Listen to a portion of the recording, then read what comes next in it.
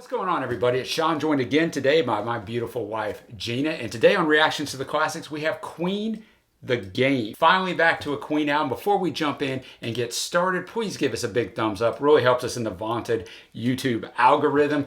Also, if you haven't checked out our Patreon page, take a look below. You can support us for as little as $1 a month. It really helps us out. Hit that big red subscribe button if you haven't. I don't know what you're waiting for. We upload stuff every single day. Album reviews, song reactions, live streams, rankings. We got something for everyone. We also have a podcast. Check that out. Reactions to the Classics Music Podcast, wherever you get your podcast material. All that to say, Gina, let's jump in to the quick facts of Queen. As I mentioned, it's their 8th studio album, released in 1980. Their most popular album, best-selling album, along with News of the World in the U.S., with 4 million copies sold. Their only album to reach #1 in the U.S.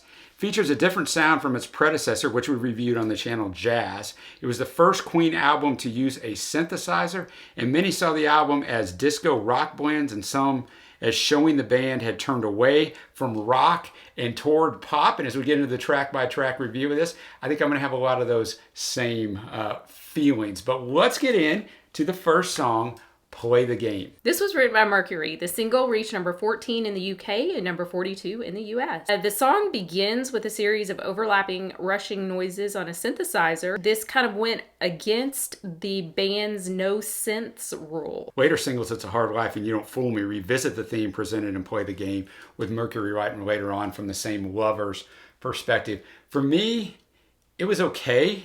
I mean, it's kind of just a standard Queen number here, so I thought it was all right. What did you think of it?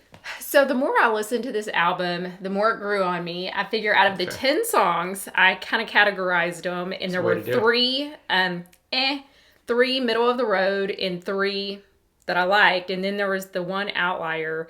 We'll get to that one. We'll get to that one. But I thought that this one was a middle of the road. Yeah, it was okay. I mean, I didn't think the lyrics were deep in any way. Just play the game of love. Play the game of love. I don't know. It gets you.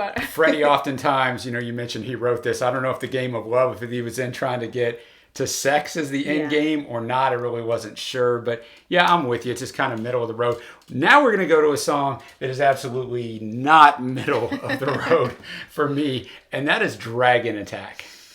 Yeah, this one was definitely on the lower tier for me. It was one of those 3.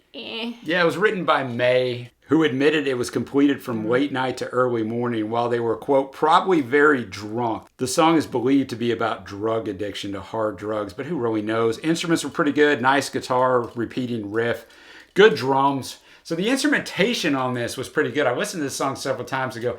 Can I find something, endearing about this song? And the instrumentation, as it often is on Queen songs, was very good, but the song itself, not so much. Pretty lackluster for me. All right, well, now we're going to move to a song that, even if you're not a Queen fan, you know it. Everybody knows it, because you can't go to a sporting event, you can't be around anything without hearing.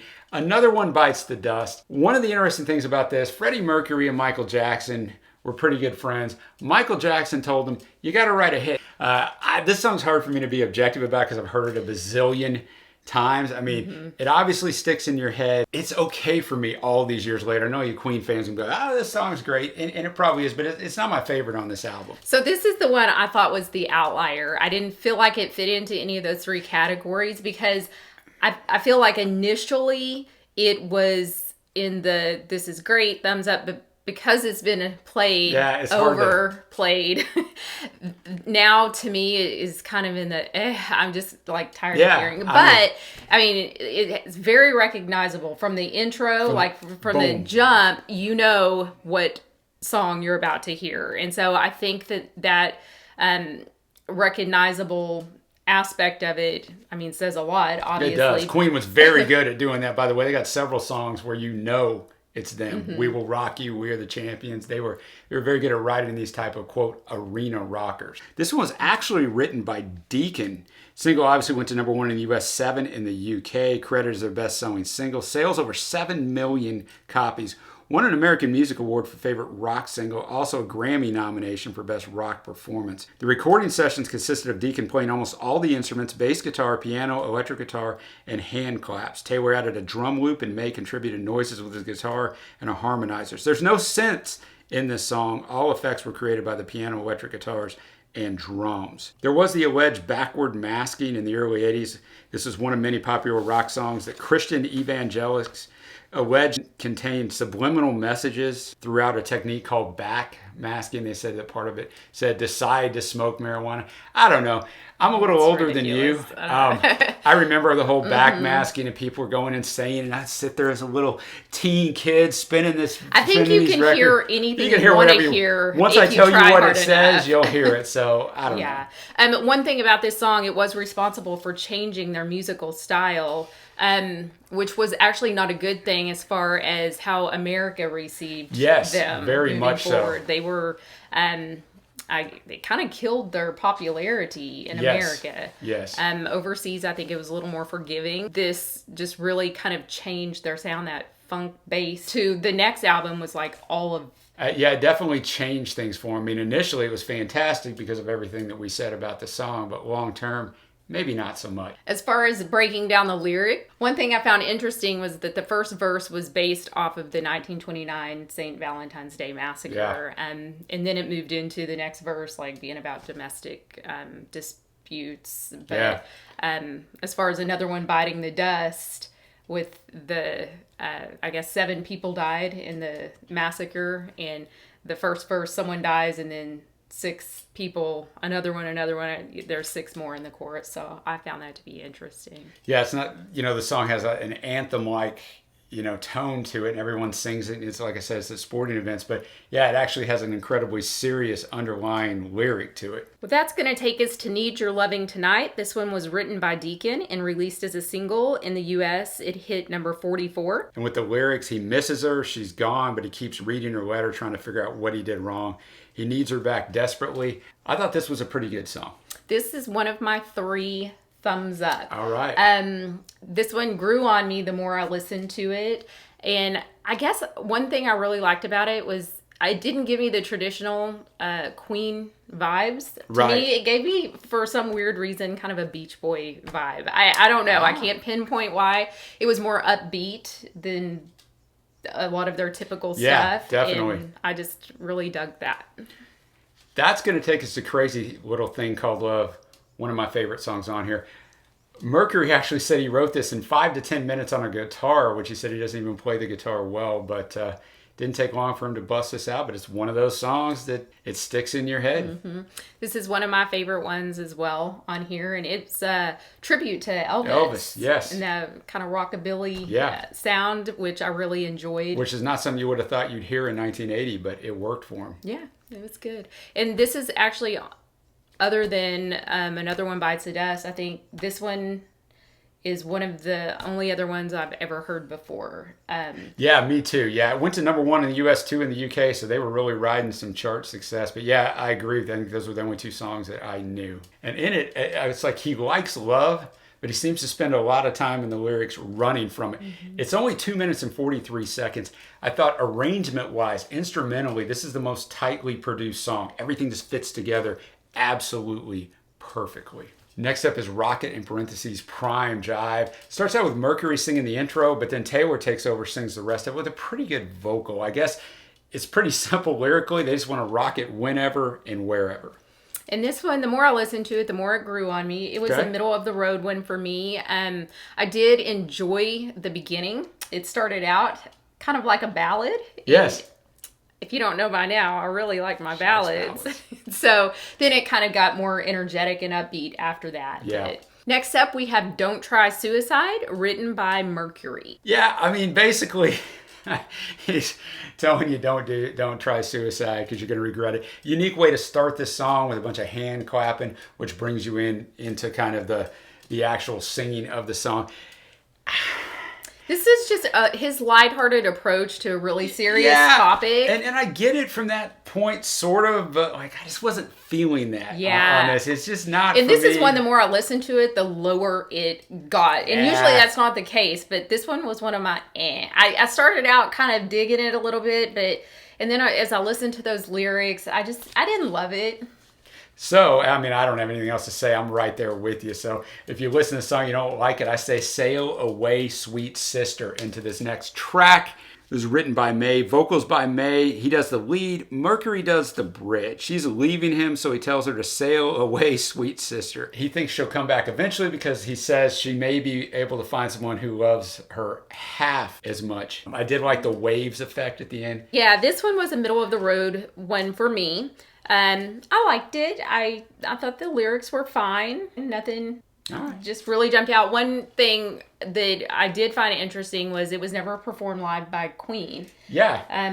Guns N' Roses performed it. So maybe they didn't think highly of it. That's kind of always an indicator of either it's hard to replicate on stage because of effects, which besides the waves, the song had no complicated arrangement or anything. So maybe they just didn't like it. That brings us to a song that's only 2 minutes and 50 seconds long, written by Taylor, vocals by Mercury and Taylor, coming soon. Don't really know what the lyrics are about. Maybe people are coming at them. I don't really know. What'd you think of this one? I was befuddled, honestly. I read the lyrics multiple times.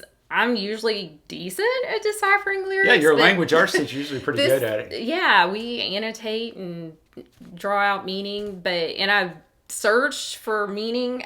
I couldn't find anything. So if you know what this song is about, please leave that in the comments. I would love to know. All I got out of it was, I mean, it talked about people nagging him, and is he tired of this family life? It talked about a same old baby playing with the same old toys and then being nagged. It's like, is he tired of his family life and wants to, I don't know. You know, there's a songwriting technique called the placeholder technique where the words just either rhyme or flow well together and they're nonsensical. Michael Jackson actually did this in a ton of his songs. And that's kind of what I just chalked this up to eventually. It's a placeholder lyric. In other words, Freddie sounded good singing it. They sounded good with the instrumentation. And they just threw whatever in there and said, all right, let's go. Yeah. One other thing that I did come across, it didn't make a whole lot of sense. It's like, in theaters, coming soon. But so is this a preview to what is coming in his life? Could be. I don't know. Takes us to the last track, Save Me, written by May, a tribute to a friend of his whose marriage had recently ended. May played most of the instruments on the track, including acoustic and electric guitars, piano, and synth. Freddie sings the moments in a person's life after a breakup. He is utterly broken and can't function and can't believe the lie of the vow she made. To me, it sounded like traditional Queen, which is actually not a jab at them. It's actually a good thing. Fantastic instrumentation. Overall, the guitars were great. I mean, May did a fantastic job putting all of this together. Yes, this was my third song that got a thumbs up. That's good. I did enjoy this. You could really feel Mercury always has a way of just bringing his emotions to light, like just making them feel real. And you could feel that heartbreak through his voice, I felt like. And so, like you said, this was a traditional Queen feel to me. Because it had nice backing vocals. It all just came together nicely. And they always, you know, they always say on the albums, and this is still back during the vinyl period, cassettes were starting to come about with. But what you start with and what you end with on the record is what they remember. And I thought they ended it quite nicely. That segues into our favorite tracks, which this is one of them. And then Crazy Little Thing Called Love is the other favorite track. I know you said you have 3. So, Save Me, Crazy Little Thing Called Love, and Need Your Lovin' Tonight were my top 3. All right. Well, that is going to bring us to our overall grade. This is the 8th Queen album that you have reviewed, Gina. So I'm really curious what you think of this one. As you mentioned earlier, the whole album in itself is kind of a turning point for Queen. For me, there's a few songs I didn't like at all. There were very few songs that I loved. To me, it sounds more dated than their 70s records, right? You throw some albums on at times, it's like, this doesn't work right now. And I think this is one of those for me. So for me, I'm going to be at a 7.25. It's not a bad album. Still a good grade. What do you think? I went with a 7.5, which is actually good for me because I was initially, upon first listen, I was probably in the 675 range. Okay. So the more I listened to it, Yeah. the more it grew on me. And like I said, the categories. So I had 3 standouts for me, 3 middle of the roads that I enjoyed. So I feel like a good solid 7.5. All right. Well, as always, I appreciate you joining me. Now, we're probably going to press pause on going through the Queen discography at this point. So if you have any suggestions on what Gina and I should review next, please leave those in the comments below. As always, we appreciate you stopping by, and we'll see you next time.